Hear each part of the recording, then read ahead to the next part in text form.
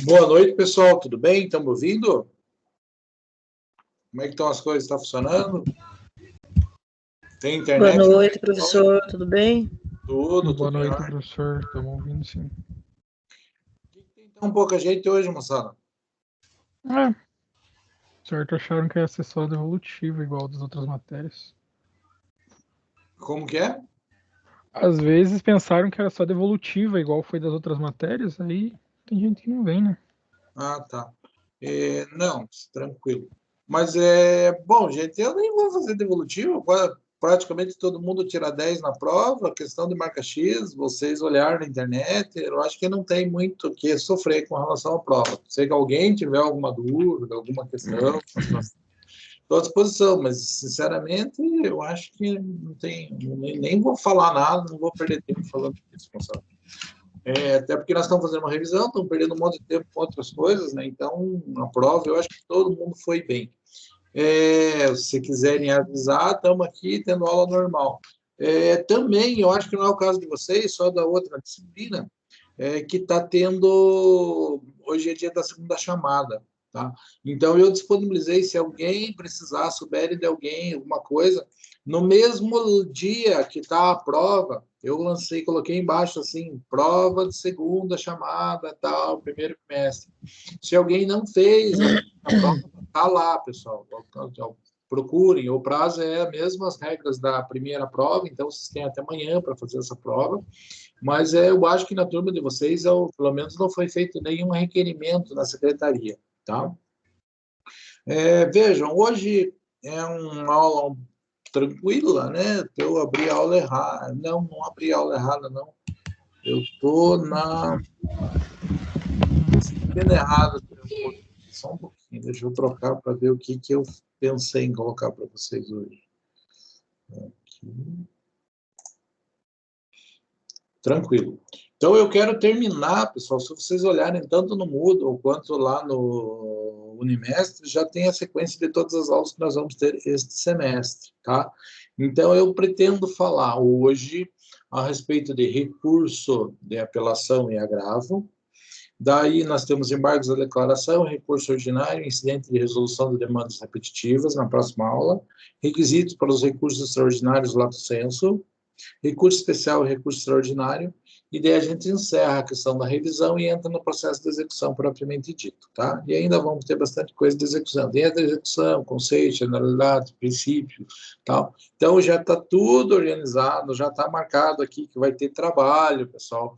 No dia 26 de maio, nós temos uma aula que vai ser uma elaboração de um trabalho, tá? E estamos com a prova marcada para o dia 1º de julho, tá? Então, se vocês olharem lá, já está tudo organizadinho, tanto no Moodle quanto no Ava, eu falo Ava porque eu sou acostumado aqui no Unimestre, né, pessoal? Então, já está tudo relativamente em ordem, tá?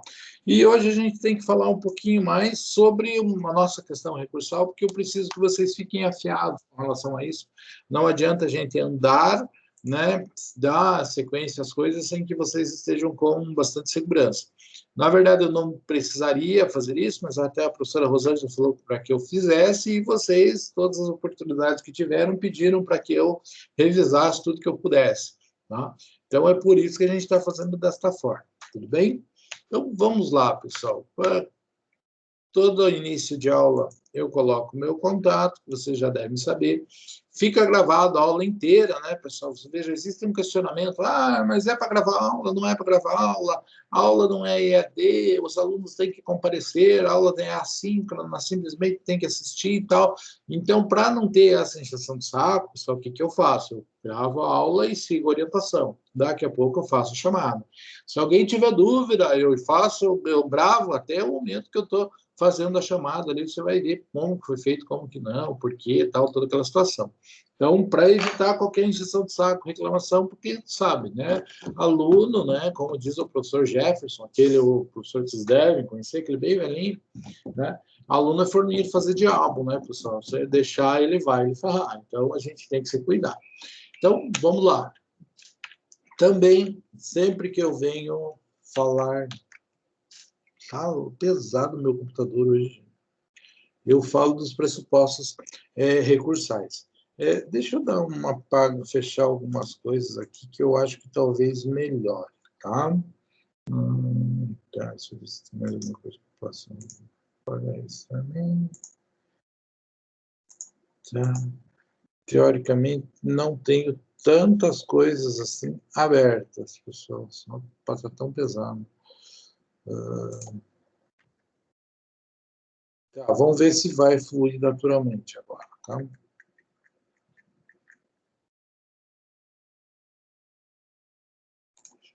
Também. Tá, voltamos. Então, esquema dos pressupostos recursais. Eu coloco para quê? Para que vocês lembrem, né, que isso é uma das partes mais importantes. Sempre que eu vou pensar em recurso, tenho que pensar nos pressupostos. Subjetivamente, sou parte legítima? Além disso, tenho interesse, que vantagem Maria leva para manejar o recurso? Subjetivamente é isso. Quando a gente fala subjetivamente, a gente está pensando em quem é o titular, quem é a pessoa e qual é a ligação, qual é o interesse que essa pessoa tem. O aspecto subjetivo, digamos assim, o ânimo, né, o interesse que a pessoa tem em movimentar isso. Objetivamente, pensando do objeto do recurso propriamente dito, primeira coisa, a decisão é recorrível? Nós sabemos que hoje em dia a ideia é que nem tudo é recorrível, principalmente as decisões interlocutórias seguem a regra da não recorribilidade. O recurso está no prazo, é o recurso correto? Então tem que pensar qual é o recurso correto e lembrar que para cada situação cabe um recurso específico e que, dentro do possível, né, se os requisitos estiverem presentes, o juiz vai tentar fazer a adequação do recurso proposto, equivocado, àquele recurso correto que deveria ser aceito. Okay? O recurso está preparado, tem motivação, eu expliquei, juntei as razões pelas quais eu estou pedindo a reforma, então, e vou ver como é que eu faço o recurso propriamente dito, a forma dele, como é que é a motivação, como é que tem que ser feito, se é em folhas apartadas, se é junto, se não é. Então, aspectos formais propriamente dito. Então, esses é o esquema bastante objetivo dos pressupostos recursais. É o esqueleto do que você tem que ter em mente quando você vai pensar em elaborar um recurso de processo civil. O primeiro recurso que a gente segue, pessoal, é o quê? É o recurso de apelação. Por quê? Porque o recurso de apelação é o recurso mais básico que existe. Tá? Então, recurso de apelação, qualquer processo pode ter. Porque nós temos uma coisa chamada princípio do duplo grau de jurisdição. Pelo princípio do duplo grau de jurisdição, nós temos uma garantia de que pelo menos 3 juízes digam que você está errado. Então, você não é obrigado a aceitar a opinião ou veredito de apenas um magistrado. Você tem o direito de que pelo menos 3 digam que você está errado. Até um pouco tempo atrás, isso era absoluto e era fácil de entender, porque a gente só fazia a seguinte conta. Como que eu faço isso? Né? Primeiro juiz vai ser aquele juiz de primeiro grau do qual você está recorrendo a decisão dele. Então, um magistrado é o de primeiro grau. Quando um processo vai para o tribunal mais simples que seja, o Tribunal de Justiça do Paraná, por exemplo, né, lá ele vai ser julgado por turmas, né, e daí você vê a primeira turma, vê qual turma que foi sorteada, naquela turma tem um grupo de juízes, vamos dizer, os 25 juízes, mas vamos, 25 desembargadores, né, ou juízes de segundo grau, né, que vão julgar o seu recurso. Desses, alguns vão ser sorteados para fazer parte da sessão de julgamento do seu recurso, que vão ser 3. Tá? No mínimo 3. Por quê? Nunca vai ser número par para não dar empate. Tá, ok? Então, nós temos, foi sorteado para a primeira Câmara, né? Dentro da primeira Câmara foi escolhido 3 desembargadores para julgar o seu recurso. Quando julga, normalmente, 99% dos processos são julgados unânimes. Ou seja, quando é julgado unânime, eu tenho um juiz do primeiro grau, mais 3 juízes, que são os desembargadores do segundo grau, tem um total de 4 caboclos falando que você está errado, você é obrigado a aceitar a decisão dele. Tá? Posso tentar recurso para frente? Posso, mas pelo menos esses lhe é assegurado que seja ouvido. Se eles não chegarem a uma decisão unânime, vai ter pelo menos um votando de um jeito e 2 votando de outro. Mesmo assim, eles chegam a uma decisão e com esses 2 que estão lá, com um do primeiro grau, fecha o princípio do duplo grau de jurisdição. Tranquilo? Funciona dessa forma. Eu digo para vocês que até pouco tempo atrás sempre era desse jeito. Por quê? Porque sempre funcionou assim. Até que surgiu uma coisa lá no STF chamada súmula impeditiva de recurso. Tá? A súmula impeditiva de recurso, em algumas situações, questões únicas exclusivamente de direito, Tá? O STF pode criar súmulas impeditivas de recurso, súmulas com o intuito de, olha, essa matéria já é assim que foi julgada, nós não aceitamos recurso com relação a essa. Então, o STF pode fazer súmulas impeditivas de recurso, beleza? Beleza. O que quer dizer isso? Que quando o juiz de primeiro grau faz uma decisão e aquela decisão está em conformidade com o recurso, com a súmula julgada pelo STF, o teu recurso de apelação não vai ser aceito. Professor, mas como é que fica aquela conta do duplo grau de jurisdição que me garante que pelo menos 3 juízes analisem o meu recurso? Fica assim, o juiz de primeiro grau, mais todos aqueles juízes que julgaram a súmula, né? Que daí foi o pleno do STF. Vai dar muito mais que os 3. Tudo bem? Então, por este motivo, por fechar o princípio do duplo grau de jurisdição, por ser o recurso que qualquer processo pode ter, pessoal, nós dizemos que o recurso mais comum de todos, mais normal de todos, é o recurso da apelação, ok? Então, muito dificilmente você nunca vai manejar um recurso de apelação se você trabalhar com direito. O recurso de apelação é com petição inicial. Logo, por que ele é tão simples? Porque o recurso de apelação, ele cabe da sentença, né? E, para isso, a gente tem que ter a ideia de o que é sentença bem forte na cabeça. Né? Então, a gente tem que ter o conceito de sentença, assim, de uma forma tranquila, né? na mente, que é sentença, é aquela, digamos assim, decisão, só um pouquinho que eu estou pensando em outras coisas aqui. O que é a sentença, pessoal? Sentença é a decisão por meio do qual o juiz põe fim ao processo no primeiro grau de jurisdição. Mas essa sentença... Oi? Opa. Então, sentença é aquilo que põe fim ao processo no primeiro grau de jurisdição.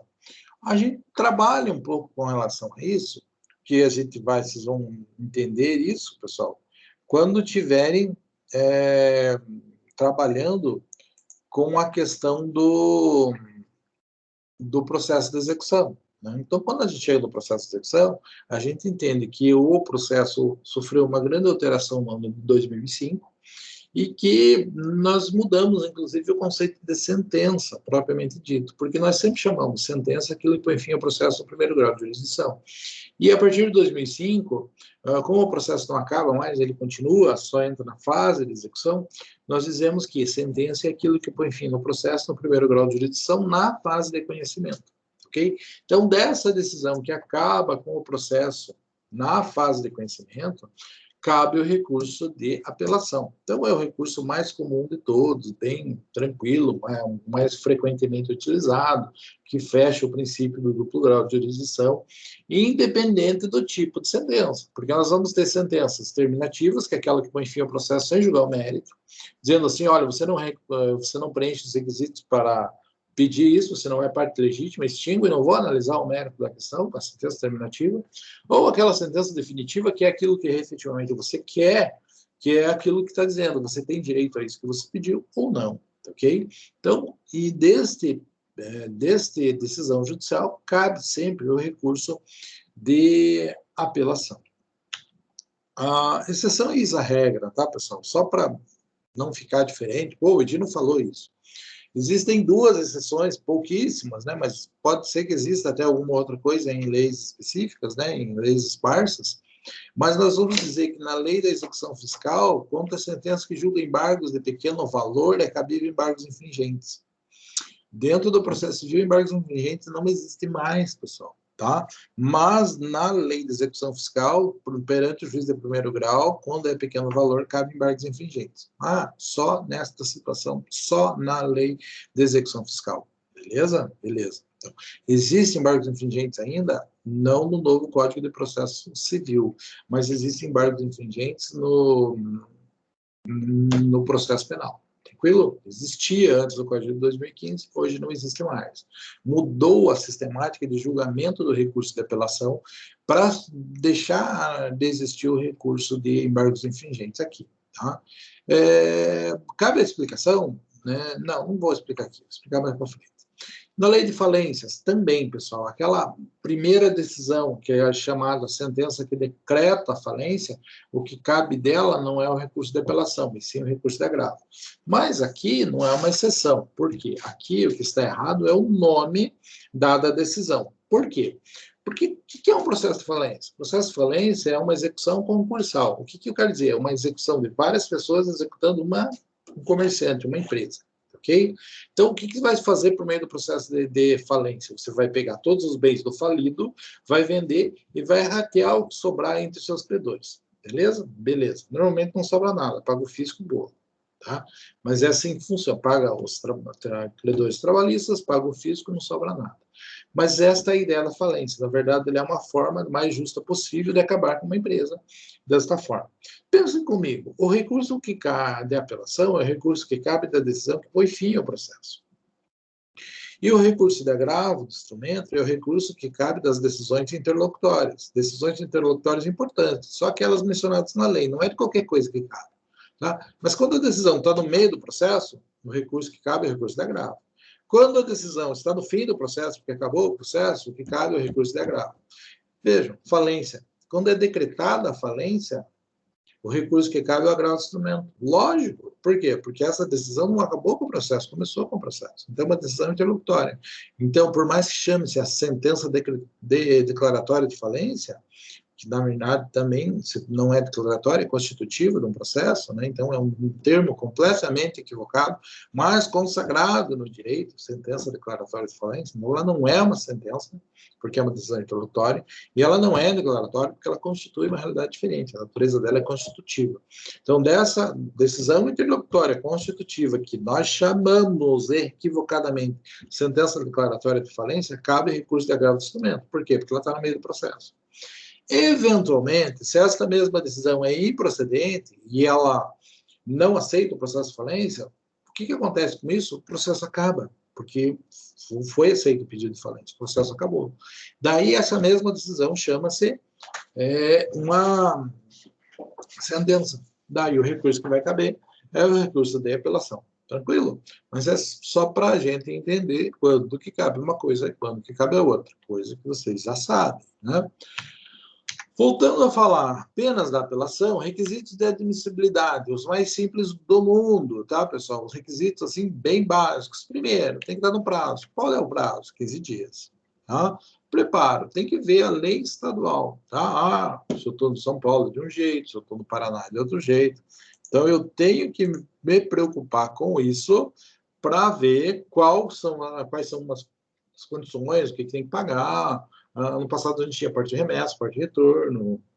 Eu já tive problemas com relação a isso. Eu não, mas eu já ajudei advogados, por exemplo, em São Paulo, que veio apresentar recurso aqui no Paraná e pagou as guias lá em São Paulo achando que estava tudo bonito. Tá? Claro que não estava, né? Claro que não deu muito certo, a gente teve que recorrer depois e por conta de uma suposta cooperação que deveria existir entre os estados, né, eu consegui fazer com que o recurso do cara fosse conhecido, tá? Mas isso demorou muito tempo, teve que ter um recurso só para que isso seja aceito. Mas observa a lei estadual para ver como é que as custas são pagas. Por quê? Porque aqui eu estou dando aula pensando na justiça estadual. Se for na Justiça Federal, não, é uma regra só para isso todo, porque a Justiça é federal. E assim por diante. Tudo bem? O que mais, pessoal, que a gente tem? Aspectos formais, né? Nós vamos ter ali um slide próprio falando só sobre isso, mas principalmente eu tenho que ter prazo e preparo. Juízo de admissibilidade. Quem analisa o juízo de admissibilidade sempre vai ser o tribunal. O tribunal que vai ver, tá certo, não está certo, cabe, não cabe, toda a situação. O juízo de admissibilidade. Quando nós temos o julgamento de mérito e o juízo de admissibilidade. Juízo de admissibilidade é onde você vai verificar se os requisitos estão prontos, ok? Esses requisitos um pouco mais elaborados, quem analisa é o tribunal. Claro, quem vai verificar se está dentro do prazo é o juiz de primeiro grau. Quem vai verificar se as custas estão pagas é o juiz de primeiro grau. Tudo bem? Hoje é uma coisa muito simples, muito banal, assim, sabe? Eu, muito tempo atrás, isso na Justiça do Trabalho, eu me achava o advogado mais esperto do mundo. Por quê? Porque eu consegui fazer recursos que não tinha pago o depósito recursal serem analisados pelo tribunal e ser julgado procedente. Que beleza. Depois, com o tempo, quando eu fui fazer sustentação oral, eu vi que isso é uma coisa tão comum que os advogados, eles vão lá fazer sustentação oral só para dizer assim, olha, a folha tal, a guia não está autenticada, não foi pago. E o tribunal, nossa, é mesmo, não foi pago. Recurso não conhecido. Então, cuidar disso. Né? Na Justiça do Trabalho, como naquela época o volume era muito grande, isso acontecia com bastante frequência. Hoje o volume de processos lá diminuiu muito, né? E aqui na Justiça, na Vara Civil, eu nunca vi isso acontecer. Claro que já deve ter acontecido, né? Mas não comigo. Tudo bem? Então, prazo 15 dias, preparo e os aspectos formais que a gente vai falar especificamente na sequência, tá? E daí vai ficar o juízo da admissibilidade com relação à existência ou não da súmula impeditiva de recurso. Bom, efeitos. Pessoal, nós falamos na aula anterior, tem aula gravada, tem apresentação, em que a gente explica cada um dos efeitos cabíveis sobre cada recurso, como que funciona, como que processa, o que que é. Então, vou pegar cada recurso e vou falar sobre os efeitos dele. Então, efeito devolutivo. O que é efeito devolutivo? Aquele que devolve o processo para o superior hierárquico analisar. Devolve o quê? O processo, na verdade, devolve a competência. Então, quando vai para o superior hierárquico analisar, nós dizemos que tem efeito devolutivo. A apelação sempre vai ser analisada pelo superior, nunca pelo que julgou, e sempre pela autoridade superior que vai analisar o recurso. Efeito suspensivo, aquele que faz com que, quando você apresenta o recurso, ele paralise o processo até que o recurso seja julgado. Uma regra, basicamente o único recurso, não vamos dizer o único, né, mas o recurso que tem por regra o efeito suspensivo é o recurso de apelação. Mas ele tem exceções claras, né, que podem vir em legislação esparsa, assim como tem aquelas situações enumeradas no artigo 1012, parágrafo 1º do Código de Processo Civil, que diz assim: a sentença que tratar destas matérias, se for alvo de apelação, não vai ter efeito suspensivo a apelação. Quando? Quando homologa divisão ou demarcação. Beleza. Quando condena a pagar alimentos, ou quando aumenta a obrigação. Então, a criança precisa daquilo de imediato. Faz sentido suspender? Não. Né? Extingue sem mérito ou julga improcedente liminarmente os embargos à execução. Teoricamente, a execução já está fundada em um título pré-existente. O cara entrou com embargos, não conseguiu provar, o juiz julgou improcedente. Tem que dar força para aquele título, né? Então, obviamente, que se tiver recurso, não vai ser dotado de efeito suspensivo. Julga procedente pedido de instituição da arbitragem. A gente vê em vários momentos distintos que a nossa legislação busca prestigiar, né, cada vez mais a arbitragem. Aqui é o momento. Então, se existe uma previsão para um procedimento arbitral, que se faça isso. Tá? Confirmar ou conceder a tutela provisória ou decretar a interdição de alguma pessoa. Tudo bem? Beleza. Tá? Então, aqui, efeito devolutivo, sempre suspensivo como regra. Né? O efeito regressivo é aquele que, uma vez apresentado o recurso, dá a possibilidade para que o juiz mude de ideia com relação à decisão recorrida. Então, só vai ser cabível isso em duas situações: quando o juiz extingue o processo sem julgar o mérito, ou quando ele julga improcedente o processo liminarmente, tá? Que são duas coisas distintas. Uma, ele não analisa o mérito, é uma sentença terminativa simples, e outra é uma sentença definitiva, mas improcedência liminar. Ele julga improcedente sem nem ouvir a outra parte. Nestes dois casos, tá, nós vamos ter o efeito regressivo, que é aquele efeito de dar ao juiz que proferiu a decisão a possibilidade de rever a decisão. Tá? Efeito translativo, né?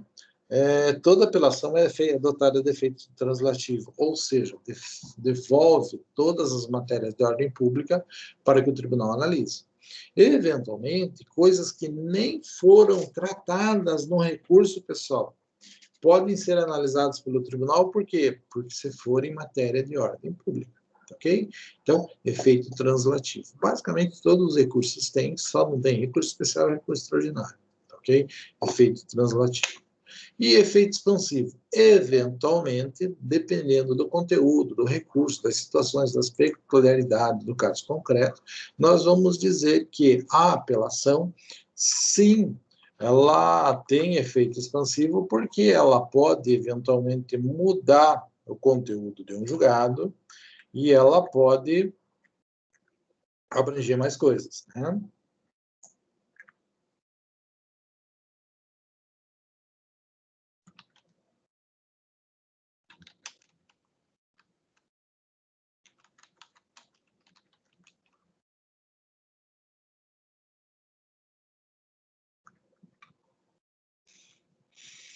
Vamos lá.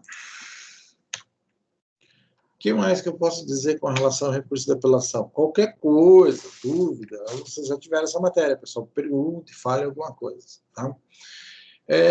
Pedido de reapreciação das decisões interlocutórias não preclusas. Pessoal, aqui é uma coisa um pouco diferente, né?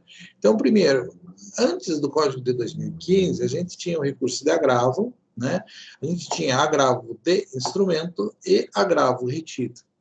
Por quê? Porque vigorava uma coisa que a gente chamava de princípio da preclusão. Tá?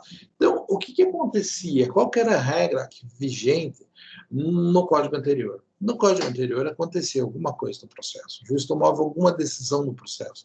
E essa decisão causava algum prejuízo para você, ia contra seus interesses de alguma forma. O que você tinha que fazer? Você tinha que se insurgir contemporaneamente. Você tinha que recorrer daquilo no prazo de 10 dias, que era o prazo do recurso de agravo, para dizer, olha, eu não gostei disso, tem que pedir para reformar. E você tinha duas formas de fazer isso. Quais eram as duas formas? A que permanece até hoje, que é agravo de instrumento. Você faz o recurso e manda para o tribunal de imediato. Ou, então, você fazia o recurso de agravo, e o agravo era protocolado no processo, mas não era nem juntado no processo. Ele ficava retido, ele ficava grampeado na capa do processo. Ok? Então, esse era o nosso agravo retido. Por que isso, professor? Porque a regra era o princípio da preclusão. Ou você fala na hora que te incomodou, ou você fica quieto e não fala nunca mais. Então, você não poderia deixar que a matéria fosse precluindo, ok? Eu pedi para fazer um meio de prova, o juiz indeferiu, faço um agravo retido. Lá na frente, se eu perdesse, eu pedi no recurso de apelação que o agravo fosse analisado. Então, eu tinha que fazer isso. Por quê? Porque vigorava o princípio da preclusão. Se eu não fizesse, eu gravo, para ficar grampeado na capa do processo, e quem sabe um dia ser usado, né, aquilo precluía. Isso não era muito prático, tá, pessoal? Daí, o que aconteceu? Foi adotado o mesmo procedimento que existia já há algum tempo na Justiça do Trabalho, que é o princípio da não preclusão. Como o Código de 2015, as decisões interlocutórias passaram a ser não precluir automaticamente. Tá? Aquilo que não tinha necessariamente que você se manifestar, que não existia uma manifestação formal, que não precluiu, né? Que você não se manifestou concordando, que não existia um prazo específico, que você não foi suscitado você uma manifestação específica com relação àquilo, algo que já foi cumprido, né? Então, as coisas que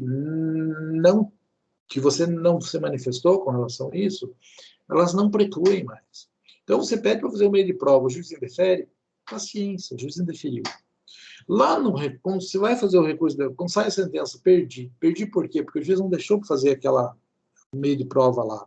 Daí o que você faz? Você usa esse argumento no seu recurso de apelação. Então, hoje, não precisa mais fazer agravo, retido, para ficar grampeado na capa do processo. Por quê? Porque o princípio não é mais o princípio da preclusão das decisões interlocutórias. Hoje a ideia é que a coisa não preclui. Você vai falar, se for preciso, só lá por meio do recurso de apelação, e lá você pode. Então, nós podemos alargar um pouco o conceito do recurso de apelação e dizer assim, que cabe a apelação da decisão que põe fim ao processo no primeiro grau de jurisdição na fase de conhecimento e também das decisões interlocutórias não preclusas, né? Não preclusa aquilo que você não formalmente foi suscitado a se manifestar. Então, posso falar de coisa que está no meio do processo, na apelação? Após 2015, sim. O artigo 1015 vai dizer quando que cabe agravo instrumento, né? E o que não está previsto no 1015 não cabe mais recurso direto. O que você faz? Você não cabe mais recurso direto, você não cabe na modalidade instrumental, você não pode fazer o agravo e mandar direto para o tribunal, automaticamente você pode falar dele dentro da sua apelação. Então, a matéria não preclusa pode ser suscitada tanto na apelação quanto nas contrarrazões da apelação. Posso ir lá e argumentar com relação a isso. Bom, falei bastante, então já problematizei, já falei que o julgamento vai ser no TJ, que eventualmente eu peço para dar uma olhada, aquele meio de prova não foi deferido pelo juiz, o TJ olha, nossa, precisava esse meio de prova. O que o TJ faz? Anula o processo, volta lá, faz aquela prova, aproveita que dá, nova sentença, faz tudo de novo. Então, é problemático porque você pode perder bastante tempo, mas é mais fácil porque você não está cutucando o tribunal direto. E o problema que nós temos maior é o volume de trabalho que o tribunal tem. Tá?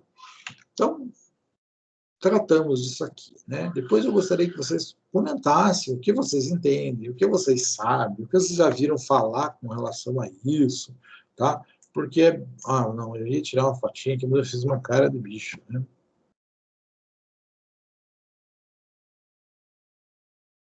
Aí, pessoal. Então, eu gostaria, assim, que, como vocês já viram falar disso de alguma forma, de alguma coisa, né, pessoal? É importante, assim, que vocês se manifestem com relação ao conteúdo, né, pessoal?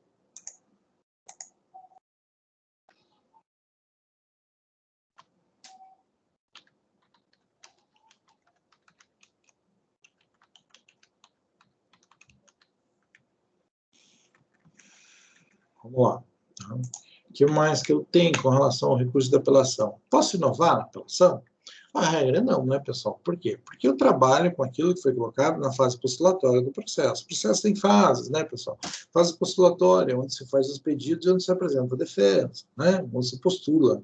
Depois da fase postulatória, você vem para a fase de saneamento, onde você corrige todos os problemas processuais, representação, todos os defeitos que o processo tem.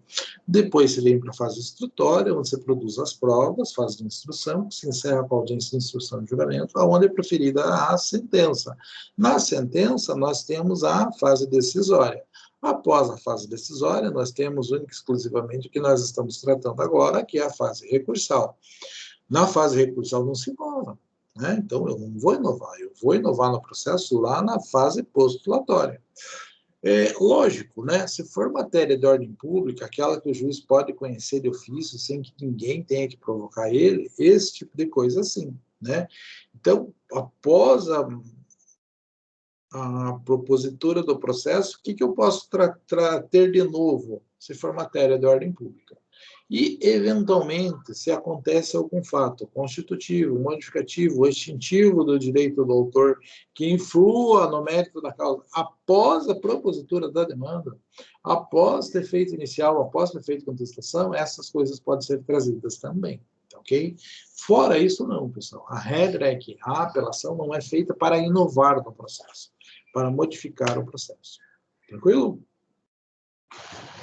Como é que processa a apelação? Então, primeiro você faz ela, né, no prazo de 15 dias, direciona ao juiz de primeiro grau, e o juiz de primeiro grau pede para que a parte recorrida apresente contrarrazões, no mesmo prazo que é de 15 dias, junta tudo isso, vê se está no prazo, estão pagas as guias, está tudo certinho, e manda para o tribunal analisar. Chega no tribunal, né, daí registra, vê para onde vai, distribui, vê para qual turma, quais são os desembargadores que vão fazer parte daquela sessão de julgamento, vê quem vai ser o relator do processo, que é o desembargador que vai pegar, vai estudar, vai fazer todo o relatório do processo, vai fazer sua proposta de voto, né? É o relator que trabalha com o processo propriamente dito, e ver quem são os outros dois vogais, que são os juízes, os desembargadores que apenas votam. Né? Em 30 dias, está entre parênteses, porque é um prazo impróprio, que não é obedecido por causa do volume de processo que os tribunais têm. Tá? Então, existe a previsão de que em 30 dias deveria ser envolvido em cartório para ser agendada a sessão de julgamento, no entanto, isso é um prazo impróprio e ilusório. Né? Daí, feito isso, marca-se a sessão de julgamento. Na sessão de julgamento, teoricamente, lê-se o relatório e os vogais votam para dizer se eles concordam ou não concordam. Obviamente, pessoal, que não é necessariamente assim que acontece na prática, né? Praticamente, eles veem se tem algum interessado no processo olhando, se não tem algum interessado no processo olhando, eles não vão nem ler, tá? Para vocês verem na Justiça do Trabalho, que tinha bastante processos, que eu acompanhava bastante, pessoal, como é que se fazia? Se tinha sustentação moral, alguém queria argumentar alguma coisa, aqueles processos eram colocados na pauta por primeiro, ali naquele dia, para serem analisados, daí quem queria fazer sustentação oral fazia, julgava-se aqueles processos, ia todo mundo embora, eles julgavam o resto dos processos. Quantos processos eles julgavam? 600. Para julgar 600 processos na matéria, obviamente que eles não liam, tá? Então, é assim que funciona a sistemática do recurso de apelação. No Código de 73, pessoal, eu falei para vocês, existia uma coisa chamada embargos infringentes. O que é embargos infringentes? Embargos infringentes, como tudo que a gente faz, ele tem a ideia de que aquele embargo contra a decisão que infringia o direito oposto.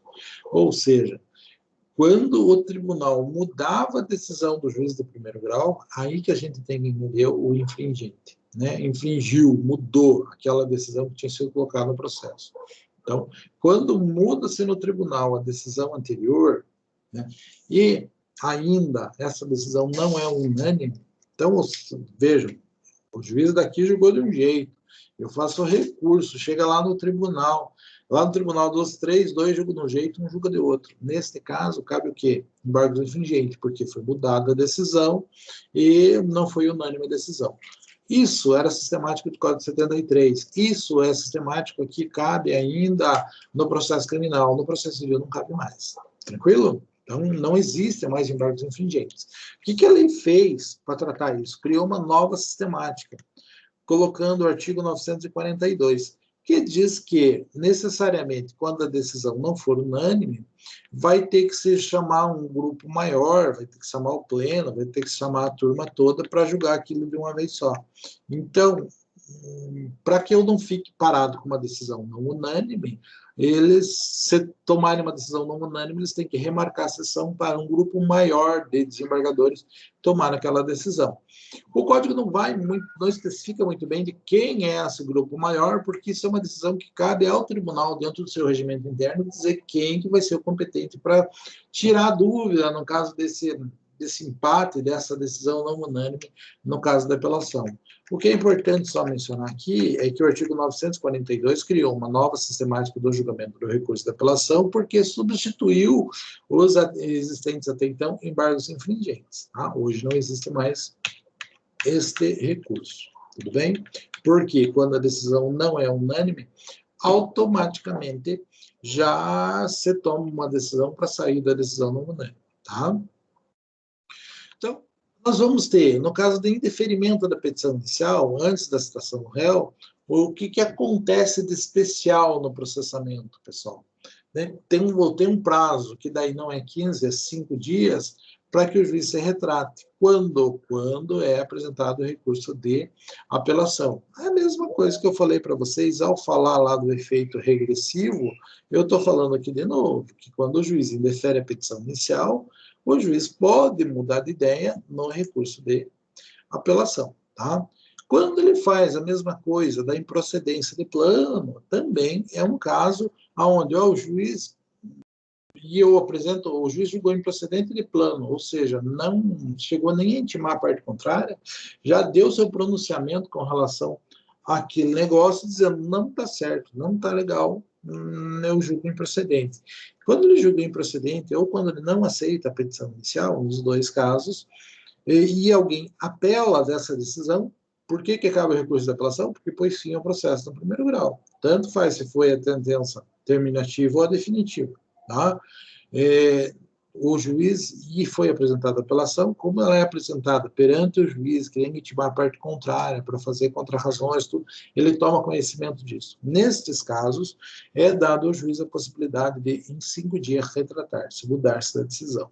É comum? Não. Particularmente, Eu já vi casos em que ocorre isso efetivamente, mas são exceções, a exceção à regra, né, pessoal? Isso não acontece com frequência, porque o juiz já toma a decisão, assim, bastante certo do que vai fazer. Tá? Ainda falando com relação ao recurso de apelação, vamos pensar com relação à forma dele. Tá? O recurso de apelação ele é apresentado perante o processo de primeiro grau, perante o juiz de primeiro grau. Então, ele é uma petição simples. Na verdade, são duas petições simples. Por quê? Primeira petição, você está se endereçando ao juiz de primeiro grau, dizendo, olha, não estou de acordo com sua decisão, tá? E estou aqui apresentando o recurso de apelação, devidamente preparado e intempestivo. Beleza? Ah, beleza. Então, você apresenta isso para o juiz de primeiro grau. Ponto. Acima. Aí você faz um outro pedaço desse recurso que a gente chama de razões da apelação. Daí ele se endereça ao presidente do Tribunal de Justiça. Por quê? Porque você não sabe qual turma, você não sabe quem vai ser o relator, você não sabe, então se endereça ao presidente do Tribunal de Justiça e faz as razões de recurso propriamente dito. Você vai explicar minuciosamente o porquê que você quer que aquela decisão seja alterada, que aquela decisão seja revista. Tudo bem? Então, assim é a prática. Efetivamente, o recurso de apelação, eles são duas peças. Uma para o juiz de primeiro grau, para que ele aceite, e outra que são as razões do recurso de apelação. Particularmente, é o recurso que eu acho que eu mais fiz, que todo advogado é o recurso que mais faz, né? E é um recurso relativamente simples de ser feito e que a gente faz com bastante frequência, bastante simples, bastante objetivo. Eu acho normal trabalhar com isso, tá? Recurso de agravo, pessoal. Optei por colocar dois recursos diferentes hoje, pessoal, porque a gente precisa correr um pouco. Normalmente, e principalmente em aulas presenciais, né, eu coloco todo o conteúdo no quadro, vou lá, às vezes levo 2 aulas falando de cada um dos recursos, dando citações, mas quando a gente tem interação, né, pessoal? Aqui, por mais que eu tente falar com vocês, tem gente que não tem nem microfone, né? E o chat aqui parece que não funciona, daquelas maravilhas, né?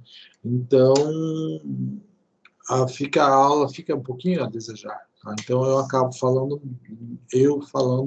um monólogo. Tá? Então, a CAIF acaba um pouquinho mais rápido. Mas, recurso de apelação, particularmente, não tem dúvida, tá, pessoal? Recurso de agravo. O que é interessante no recurso de agravo é que o recurso de agravo evoluiu, mudou bastante no Código de 2015. Tá? Então, a gente tinha um recurso que se dividia em recurso de agravo de instrumento, em recurso de agravo retido e recurso de agravo interno, e o que menos a gente imaginava aconteceu. Deixou de existir o agravo retido e ficou só valendo o agravo de instrumento. Tá? Então, tem um histórico disso, né? Nós tínhamos 3 modalidades de agravo no Código de 73. No Código atual, eu tenho agravo de instrumento e agravo interno. Agravo de instrumento é aquele que cabe na decisão interlocutória. O que é a decisão interlocutória? Não é aquela decisão que põe fim ao processo, aquela decisão que decide algo substancialmente importante no processo, que gera prejuízo e que não dá para esperar, mas que está no meio do processo. Por exemplo, entrei com uma ação na reintegração de posse. Preciso de uma liminar para tirar o movimento sem terra da fazenda do meu cliente. Tá? Para isso, eu preciso de uma liminar. O juiz olha e não precisa, os caras não estão fazendo nada lá. Deixa eles lá. Indefere a liminar. Puxa vida, eu posso ficar parado esperando? Não posso. Eu tenho que entrar com agravo na forma instrumental para que o tribunal dê a liminar que eu preciso. Então, esse seria o nosso agravo instrumento. Decisões importantes que não podem esperar, né, mesmo não valendo mais o princípio da preclusão, e que o princípio aplicável ao processo de hoje é o princípio da não preclusão das decisões interlocutórias, mesmo cabendo esta ideia como primordial hoje, não dá para esperar. Se não dá para esperar, agravo de instrumento. Agravo interno são decisões tomadas lá no tribunal, pessoal. Às vezes a mesma situação aqui de eu precisar de uma liminar, precisar de algo importante do processo que está lá no tribunal já, quem decide é o relator. E dessas decisões, cabe agravo interno. Tá? Muito pouco usado. Eu usei, nem sei, eu acho que eu nunca usei. Tá? Bom, o agravo retido deixou de existir, e daí nós temos aí um único recurso com mais de uma forma de interposição, tá ok? Então, cabimento do agravo interno, pessoal. Aquelas situações que estão enumeradas entre o item 1 ao 13 e parágrafo único do Código de Processo Civil, artigo 1015, tá? E nós vamos ter lá que nem toda decisão cabe agravo do instrumento. Por quê? Né? Porque nós temos a ideia do princípio da não preclusão. E se não tiver a sua decisão enrolada dentro do 1015, o que eu vou dizer? Que você tem que esperar perder. Se perder, entrar com recurso de apelação e, no recurso de apelação, tratar dessa matéria, que é uma matéria não preclusa. Nós acabamos de falar do recurso de apelação e vimos, ele trata de aquilo que consta da sentença e também de todas as decisões interlocutórias tomadas no curso do processo que não precluíram. Então, se a tua decisão tomada no curso do processo é uma coisa que te atrapalhou, que incomodou, mas não está previsto no 1015, não cabe agravo de instrumento. Como é que briga com isso? Se você perder, você vai fazer uma apelação e coloca dentro dos argumentos da apelação.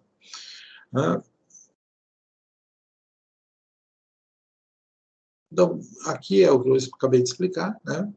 Então, são decisões agraváveis, né? Então, quais são os itens que estão arrolados entre o inciso 1 e o 13º parágrafo único do 1015? Vamos ver quais são. Primeiro, tutela provisória. Quando o juiz concede uma tutela antecipatória ou cautelar de natureza provisória, porque o direito é evidente ou porque a tutela é urgente, né? Nessas situações, sempre que eu tenho tutela provisória, cabe da concessão ou do indeferimento da tutela provisória, cabe agravo de instrumento. Decisões que julgam o mérito do processo. Como assim? Hoje em dia, nós falamos, né, que decisões interlocutórias podem julgar parte do mérito do processo. É o caso, por exemplo, daquele processo de investigação de paternidade acumulada com alimentos. Né? O que acontece? Chega lá, faz um acordo, vão fazer o exame. Saiu o exame de DNA, o juiz dá uma decisão interlocutória dizendo, foi reconhecida a paternidade e determina que seja feito o registro. Então, já é uma decisão de mérito. Mas, mesmo assim, as partes não entram em acordo com relação ao valor dos alimentos. Isso vai ter que ser instruído e vai ser determinado por sentença pelo juiz. Então, o que acontece? Essa decisão de mérito ali, que cabe o agravo de instrumento. Por quê? Porque se tem um erro, digamos que o exame foi fraudado, alguma situação equivocada, né? Eu estou com um problema aqui no processo do NPJ aqui de Ponta Grossa, que é o seguinte, né? Meu cliente conseguiu convencer a gente a entrar com uma ação negatória de paternidade. Ele mostrou que nós conseguimos justificar que ele nunca teve contato com a criança. Tá? E ele jura que não é pai. Não fui eu que peguei esse processo, eu jamais pegaria um processo desse. Mas ele convenceu o mercado lá do NPJ a pegar, e o processo está aí, eu estou tocando agora. Tá? Qual que é a situação? A situação é que foi marcado um exame de DNA, a mãe não foi. E ele teve que pagar o exame. Né? E daí foi marcado um exame de novo. Ele falou assim, viu, ela não vai de novo. Por quê? Porque ela não está nem morando em Ponta Grossa mais, ela não vai. Né? O que eu pedi para o juiz? Determine alguma coerção para que ela vá lá, tal, mas ela não deve ir. E daí o juiz vai decidir depois. Mas será que cabe revelia nesse caso? E é o interesse da criança, o interesse do menor? Como é que vai ficar essa situação? Eu não consigo fazer o exame de DNA porque a querida excelentíssima não comparece. Mas daí eu tenho o interesse de uma criança. Será que eu vou conseguir desconstituir o vínculo de paternidade? Bem complicado, né? Então, dentro desse tipo de situação, a gente vai ter algumas decisões de mérito que são tomadas. E a eventual decisão de mérito, imagine que o juiz olha para lá, como não foi, julgo revelia com relação a este pedido, né? E decreto que o cara não é pai mesmo. Mas não foi feita a prova, né? E daí, com relação à criança, será que com relação à criança ele pode decretar isso? Não pode? Então, dependendo da decisão que o juiz tomou nesse caso, tanto um quanto o outro caso, vai caber um agravo de instrumento, se ele deferir ou se ele não deferir. Tanto faz, depende de quem vai atrás da decisão. Tá? Outras situações, quando rejeita a alegação de convenção de arbitragem. Lembra que eu falei para vocês que A nossa lei prestigia muito a questão da convenção da arbitragem, por quê? Porque ele quer desincentivar as pessoas a irem ao judiciário e incentivar a irem ao procedimento arbitral, que é o procedimento administrativo e tal. Então, ele procura desincentivar, ele procura tirar os processos da justiça e colocar em meios alternativos de solução. Então, quando nós temos uma decisão que não reconhece isso, que rejeita a convenção de arbitragem, cabe agravo de instrumento. Quando desconstitua a personalidade jurídica, né? Quando a pessoa jurídica existe para um fim. Quando este fim é desvirtuado, eu consigo pegar o sócio. Por quê? Porque a pessoa jurídica é sempre boa, né? Ela foi criada com um contrato social que só tem coisas bonitas como objetivo dela. Se ela está sendo usada para burlar algum direito, quem está fazendo malandragem não é ela, é o sócio que está administrando ela. Daí eu desconstituo ela e vou alcançar o patrimônio do sócio. Então, isso é o que? Nada mais que um incidente de desconsideração da personalidade jurídica, fazer com que o sócio responda pelaquela falcatrua da pessoa jurídica. Nesta situação, também cabe agravo de instrumento. Da concessão, ou melhor, não da concessão, da revogação ou da rejeição da gratuidade da justiça, cabe o agravo de instrumento. Por quê? Porque quando o juiz indefere o pedido de justiça gratuita, que a pessoa efetivamente não tem condições para fazer frente ao ônus financeiro do processo, isso pode afastar a pessoa da justiça. E, obviamente, que a gente não quer que isso aconteça. Então, nesta situação, quando determina a exibição do documento ou coisa, né, que seria a questão lá, praticamente uma medida cautelar ligada à produção de prova, né? Então, se eu preciso, tem um contrato, o contrato está com outra pessoa, bloqueio, alguma coisa assim, diferente, e eu quero que aquilo seja exibido, basicamente para fazer prova, né? Para que seja exibido, para que eu veja de alguma coisa, e isso é indeferido, como isso pode obstar também o trâmite processual, uma instrução processual, de um modo geral. Cabe agravo de instrumento. Exclusão do litisconsorte, né? Então, eu vou lá, faço uma denunciação ali, traz a seguradora, tal, não sei o quê, e a seguradora faz uma petição, o juiz exclui ela. Excluiu um litisconsorte. Então, quando mexe no litisconsorte, quando limita o litisconsorte, né? O que é litisconsorte? Lide em consórcio, lide em grupo, né? Processo em grupo. Quando eu tenho uma limitação do número de partes, né? Ou quando eu não aceito que uma pessoa passe a integrar um polo, quando eu tiro uma pessoa, digo, você é parte legítima, tiro fora, né? Quando eu excluo o litisconsórcio, quando eu limito. Então, nessas situações, quando eu vou admitir, não admitir a intervenção de terceiros, que é a forma de aumentar e diminuir o litisconsórcio no processo, sempre cabe agravo de instrumento. Quando tem execução, entra com embargos, aqueles embargos receberam efeito suspensivo ou não com relação à execução, né? Penhorar um negócio que nem é meu, entra com embargos para me defender. Dá concessão ou não de efeito suspensivo a esses embargos, cabe agravo de instrumento. E quando o juiz está analisando o processo e ele modifica o ônus da prova dessa decisão, também cabe agravo de instrumento. Eventualmente, a lei pode trazer outras situações específicas, né? Outras coisas, outros casos de cabimento específico podem ser colocados, né?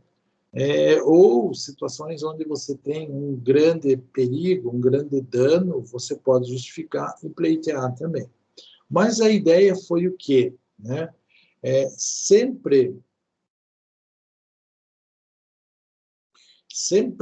que nós temos algo muito importante, mas restritas ao 1015, com raríssimas exceções. Para quê? Porque a ideia do legislador foi diminuir substancialmente o número de recursos no nosso processo. Tá?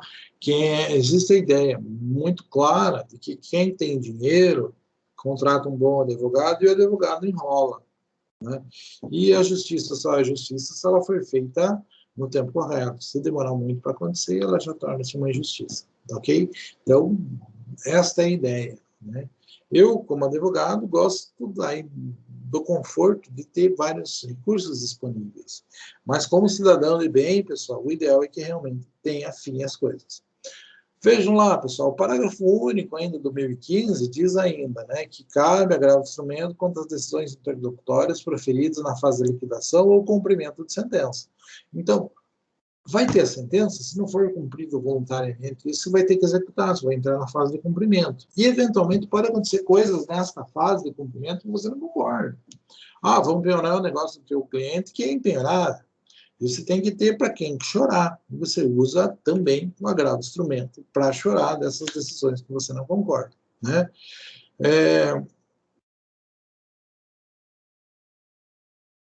Então, efetivamente, ele é um rol taxativo que não tem muita exceção. Como é que se processa, pessoal, o recurso de agravo de instrumento, né? Então, o processamento do agravo de instrumento, ele é um pouquinho diferente, ele tem um prazo de 15 dias, né? E ele é apresentado diretamente no tribunal. Para a gente entender isso, pessoal, a gente tem que entender o nome, né? Eu falo muito para vocês com relação à etimologia das coisas, o nome das coisas, e vou dizer agravo de instrumento, por quê? Porque ele leva o instrumento junto, tá?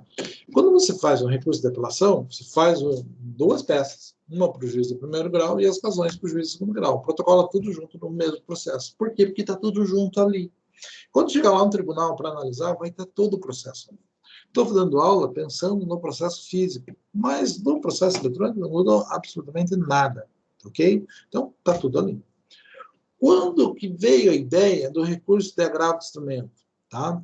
E, por incrível que pareça, o agravo de instrumento ele ainda não é eletrônico, né? Ele não funciona 100% eletrônico, pelo menos o nosso, do Paraná, do JOC, ainda não é, pode ser que mude, pode ser que tenha uma série de situações. Como é que você faz? Você faz uma petição, não é que nem a apelação, que se direciona primeiro para o juiz de primeiro grau, depois as razões. Não. Ela vai ser protocolada direto no tribunal. Então, ela é uma petição dirigida ao presidente do Tribunal de Justiça. Ponto. Daí você tem que colocar o teu cliente, tem que qualificar ele, qualificar você como advogado, dizer qual é o endereço dele, qual é o endereço teu. Por quê? Porque o processo não está inteiro ali, você está chegando direto lá. Você vai pegar a parte contrária, você vai colocar lá, quem é a parte contrária, qualificar, colocar o endereço, dizer quem é o advogado dela. Por quê? Porque o tribunal não está com o processo inteiro. Tranquilo? Daí o que você faz? Você faz o seu recurso, explica todas as razões, tal, por que você quer a reforma, pede a reforma, e junta. Daí que vem o porquê do nome, pessoal. Agravo de instrumento. Porque ele é um agravo, né? Você vai recorrer ao nome do recurso sobre esse agravo. Por que instrumento? Porque ele leva junto consigo um instrumento. Veja, quando nós estamos no processo, nós temos fases. Fase postulatória, saneamento e fase de instrução. Instrução no processo civil tem a ver com prova, pessoal. Tem a ver com fundamentação. Tá? Então, quando você tem a fase instrutória no processo civil, é a fase onde você vai instruir o processo. O agravo chama-se agravo de instrumento porque ele leva junto consigo o instrumento necessário para que quem vai analisar o recurso consiga analisar. Então, o instrumento, ele leva junto consigo a prova daquilo que está sendo falado. Então, foi tomada uma decisão aqui pelo juiz de Ponta Grossa, eu vou fazer o recurso, vou juntar a decisão, vou juntar a cópia da intimação daquilo, da publicação, vou juntar tudo relacionado àquilo. Ok? Então, ele leva junto consigo o instrumento, ele leva junto consigo o agravo, as ferramentas para que chegue no tribunal, o relator olhe para aquelas cópias que estão ali e entendam o porquê do recurso. Prove o porquê do recurso. Veja, não faria sentido você protocolar uma peça no TJ e não levar junto a decisão que você está gravando. Lembre, o agravo vai sozinho, não leva o processo. Tudo bem? Então, você tem que fazer isso, você tem que juntar as informações, por isso o nome, agravo de instrumento, junta a cópia. Que cópia? Que peças, pessoal? A lei diz, as peças importantes para a tomada daquela decisão, além da própria decisão, a certidão de intimação da decisão, né, devem estar junto no instrumento. Isso lá no começo do processo, isso lá perto de 73, quando foi criado esse negócio. Porque naquela época era difícil, né? Então, pegava alguma coisinha, mas tirava cópia de alguma coisa e tal. Com a popularização disso, pessoal, quando você faz um agravo de instrumento, o instrumento hoje é cópia de tudo, pessoal. Então você vai fazer um agravo de instrumento hoje, com o processo não vai, você tira a cópia do processo inteiro, né? E vai e leva junto, com a folhinha em cima, com o recurso em cima. Então, vai o recurso com o instrumento, que é a ferramenta para que o recurso possa ser analisado, cópia do processo junto. Precisa mandar junto tudo? Não. Só as peças fundamentais. A lei diz o que precisa. Agora, advogado nenhum protocola só com as peças que ele escolhe. Ele junta todas as peças naquele momento. Por isso, pessoal, que teve lá, por exemplo, tem decisão dizendo que peças tiradas dos autos, o próprio advogado pode certificar, porque tinha uma época, antes de ter essa autorização, que o advogado pode fazer a autenticação, a gente tem a situação que os advogados tinham que pegar o processo em carga e num cartabelionato mandar xerocar e autenticar todas as folhas do cartório. Era caríssimo para controlar um recurso. Então veio uma mudança na lei dizendo que o advogado pode fazer. Advogando em época de campanha eleitoral, pessoal, eu já saí de Ponta Grossa dando aula, né? Os caras foram me buscar na aula, olha, você é o advogado do processo, precisamos que você vá com a gente para protocolar o recurso, né? Eu deixei o pessoal trabalhando e fui assinando, era processos grandes, né, fazendo autenticação de folha na viagem daqui para Curitiba, processão no colo, um carimbo e o ID autenticando coisas. Hoje em dia, com processo eletrônico, a coisa é muito mais simples, a gente faz uma certidão junto, declara as coisas e tal, mas nem sempre foi dessa forma. Como que é a petição, pessoal? Então, a petição tem que conter nome das partes, exposição do fato, motivo, razões do pedido de reforma, endereço completo dos advogados, constantes do processo. Por quê? Porque, eventualmente, pessoal, você vai ter que intimar os caras para se manifestar a respeito de alguma coisa. E intimar os caras para se manifestar a respeito do processo, às vezes não acontece muito fácil. Então, você tem que ter o endereço deles, tem que achar os caras, tem que ver toda a situação. Ah, gente, quebrou meu óculos. Quebrou não, quebrou a borrachinha. Bom, não, vou dar sem óculos, uma situação de camisa toda. Então, beleza. Vamos lá. Coisa simples, né? Da peça que eu já tinha falado para vocês. Então, nome, exposição do motivo, razões do pedido de reforma, endereço completo do advogado. Deve instruir o que tem que ser esse instrumento. Não peças obrigatórias, inicial, contestação, petição que ensejou a decisão agravada, a própria decisão agravada, certidão de intimação, procuração dos advogados, do agravante e do agravado. Então, isso aqui é o que nós entendemos como coisas elementares que tem que fazer parte do processo. São só essas? Não. Normalmente a gente leva o processo inteiro, tira cópia de tudo e protocola tudo lá no Tribunal de Justiça. Só o Tribunal de Justiça que analisa? Não, eventualmente eu posso ter tem um recurso especial. O recurso especial não foi aceito.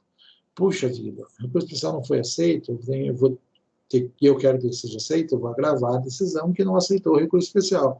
Então, eu faço um recurso de agravo da decisão que indeferiu o conhecimento do recurso especial para o STJ, por exemplo. Por quê? Porque também foi uma decisão interlocutória. Então, não precisa ser só a decisão tomada no curso do processo de primeiro grau. Processamento no tribunal, mesma coisa, sorteia, tem um relator, né, das decisões que esse relator toma, eventualmente a gente pode ter agravos internos, das decisões internas dele, ele vai intimar a parte contrária para apresentar contra-razões no prazo de 15 dias. Vejam, quem faz isso é o tribunal, o processo começa lá no tribunal já. Se for o caso de processo que envolve interesse de ausente, incapaz, ou coletividade de pessoas, ou interesse público, nós vamos ter a legitimidade do Ministério Público, o Ministério Público é chamado para prestar vista. Se não, ele não se manifesta. Feito isso, o processo vem, né, pelo relator, o relator faz o relatório de tudo que aconteceu no processo e, né, mesmo fazendo o relatório de tudo que aconteceu no processo, faz a sugestão de voto, né, e vem para julgamento, ver o que os outros desembargadores acham. que mais, pessoal? Agravo contra a decisão. Da mesma forma, pessoal, que a gente tem o procedimento lá do 492 para o julgamento de apelação, que se a decisão não for unânime, quando nós temos agravo contra a decisão de mérito, tem que ser tomado da mesma forma. Então, se a decisão for de mérito, também, né, que não pode ser julgado por decisão não unânime, vai ter que ser julgado por um órgão maior para rever aquela decisão na qual os desembargadores que compõem aquela turma do julgador do recurso não conseguiram entrar em consenso. Lógico, pessoal, hoje, se antigamente os caras julgavam tudo unânime, imagine agora, né? Os caras sabem que se eles não entrarem em acordo, os três que trabalham junto todo dia, um olhando na cara do outro, se eles não entrarem em consenso com relação ao negócio, eles vão ter que marcar uma reunião com todos os desembargadores juntos. Então, a exceção à regra que isso acontece. Mas acontece, tá, pessoal? Então, eventualmente, porque foi extinto os embargos infringentes, nós temos aqui, na situação em que caberia embargos infringentes, também por ocasião do julgamento do recurso de agravo de instrumento, mas que trata de mérito de causa, cabe, né, um procedimento especial que não pode ser uma decisão não unânime. Tudo bem? Juízo de retratação. Na apelação, cabe o juízo de retratação apenas naquela situação em que o juiz indefere a petição inicial ou quando ele julga improcedente liminarmente o processo. Por quê? Porque o processo acabou, não chegou a fazer nada. Chegou, o juiz olhou, a primeira decisão dele foi acabar com o processo. Então, na apelação, só cabe nesse caso. Quando nós estamos falando do recurso de agravo de instrumento, pessoal, ele é um recurso que cabe exatamente no meio do processo, tá? E, então, a regra geral do recurso de agravo de instrumento é que ele seja dotado do efeito regressivo, né?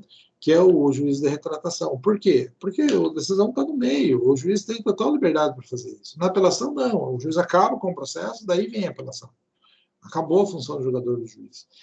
No agravo, não, o processo está caminhando. Daí o juiz olha, até porque o juiz olha para o processo e vê assim, puta, não vou deixar fazer esse negócio. O cara vai lá e agrava. Daí o juiz olha, puta, ele fez um agravo, vai que o tribunal entende que ele tem razão, eu continuo trabalhando, perco todo o tempo, tenho que voltar aqui atrás. Então, quer saber? É chato, vamos fazer o troço que você pediu. Então, até por conta disso, é natural que exista o juiz de retratação no agravo de instrumento. O juiz pode ver melhor, analisar, isso não vai dar em nada, vamos fazer mesmo, daí não fica essa pendência no processo. Tudo bem? Então, existe o juiz de retratação, tá? Então, pode ser feito, é uma coisa natural que existe. O agravo interno são decisões monocráticas do relator, com base no artigo 932. Antigamente era só previsto no regimento interno dos próprios tribunais, mas já existia. Hoje a gente continua tendo isso dentro do regimento interno dos próprios tribunais, e ainda quem vai ter competência para julgar o regimento interno ainda depende do que consta do regimento interno dos tribunais. Então, mudou que o Código de Processo Civil hoje reconhece uma modalidade de agravo que antigamente só existia nos regimentos dos tribunais. E é uma coisa comum, uma coisa que existe, mas que ainda depende. Por exemplo, pedir um negócio em caráter de urgência para o relator. O relator deferiu, o relator interferiu, cabe um agravo interno dessa decisão. Para quem que cabe? Tem que olhar lá no regimento interno. Então alguns tribunais criam o pleno, todos os desembargadores juntos.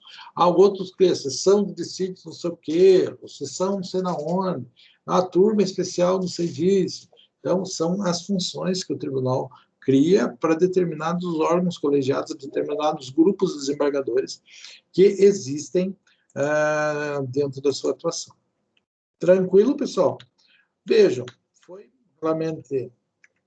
Eu comentei um monte de coisa em cima de vocês, falei um monte de coisa em cima de vocês, mas esse é o conteúdo, pessoal, relacionado ao nosso agravo instrumento e ao nosso recurso de apelação. Tranquilo?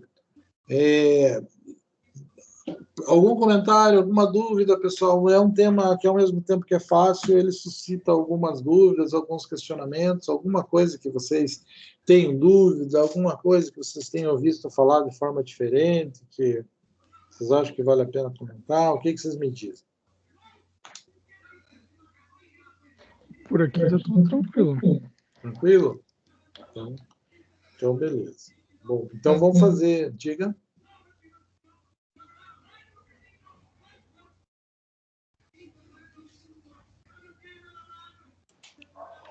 Tranquilo, professor.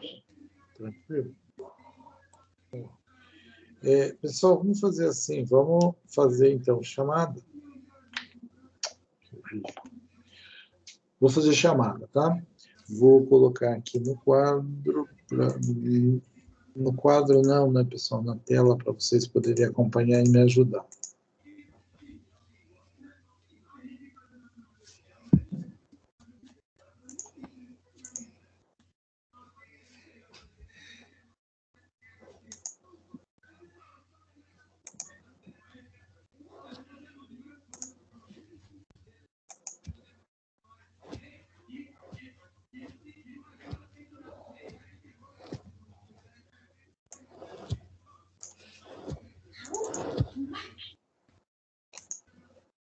Vamos lá, pessoal, me ajudem. A Ana Carla está aí? Tá. A Beatriz. Tá. O Cleison. Não vi.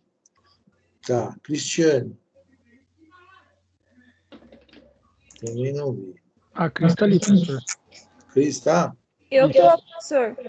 Então, beleza. Vamos lá, vamos ver. Cristiane. O Gabriel. Eu presente. Tá. O outro Gabriel está aí? Boa noite, professor. Presente. O Guilherme está ali. O outro Guilherme está ali também. O Elton. Acho que não, né? Tá também, professor. Hã? O Elton tá. Primeiro Tá. da lista ali da reunião. O Igor. Presente, professor. Elisiane. Tá, pera lá. Elton, tá. Igor, tá. Elisiane. Acho que não. Isadora. Não. E Lucas. Tá. Tá? Tá. Ah, tá lá em cima. Márcio. Também. Tá? Maria Helena, tá? Tô aqui. Maria Rita. Tá ali. Maria Vitória. Eu acho que é a Vitória. Também. Nicolas, tá? Presente. Robiele, Tá aí. tá? Sueli, Presente. tá? E a Vitória. Não, eu acho que a Maria Vitória não é a mesma pessoa da Vitória, né? Não. A Vitória tá aí, professor. A Maria Vitória não, né? Também. Também as duas, a Vitória e a Maria Vitória. Ok, então nós temos só 3 faltosos hoje. Você viu só? Que beleza. Ó, pessoal, quem está pedindo? Não, tá tudo certo. Bom, moçada, tudo certo, tudo em ordem. Confiram, vejam, deem uma olhada no material que eu deixo. Eu procuro deixar um conteúdo razoável lá no Moodle para vocês, né? Qualquer coisa, vocês têm meu contato, vamos conversando, né? O que precisarem, eu estou à disposição. Vejam, as aulas já estão todas programadas. Aqui, ó, dia 27 já estão programados para esse trabalho, né? Aqui é uma aula tranquila. Aqui é uma aula mais complicadinha. Eu acho que a parte mais pesada de processo civil que a gente tem é aqui, tá? E o resto é bem tranquilo. As aulas estão aqui, vejam que fica verdinho a aula da semana, o resto está tudo feito. Aqui é a segunda chamada, para quem tinha. Então, a mesma coisa. Terminando a aula, eu já baixo a aula e já coloco à disposição para vocês aqui, Tá? Tem que assistir a aula? Tem, porque eu tenho que fazer chamada, tá, pessoal? Mas até a chamada fica gravada lá para vocês. Mas da minha parte é isso. O que vocês quiserem, eu estou à disposição. Se não tiverem nada, estão dispensados. Tranquilo? Beleza, professor. Boa noite. Até semana que vem. Até, Muito valeu. obrigada, professor. Boa noite. Boa noite. Tudo de bom.